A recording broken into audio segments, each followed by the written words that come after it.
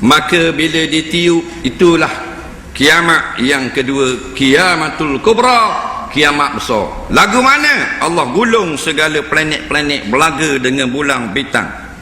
Bulan dengan bintang belaga. Dah cing tak tahu apa mana. Dah langit terbelah.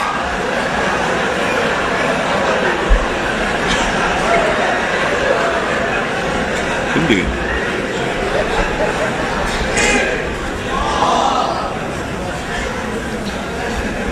Tu masuk astro kena potong.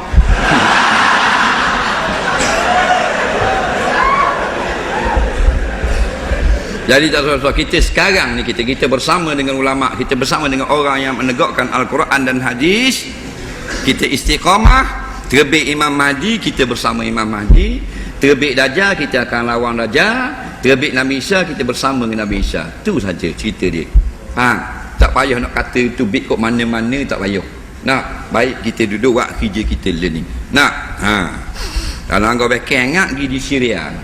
Apa? Membela umat Islam Syria yang sedang menunggu pemuda-pemuda seluruh dunia.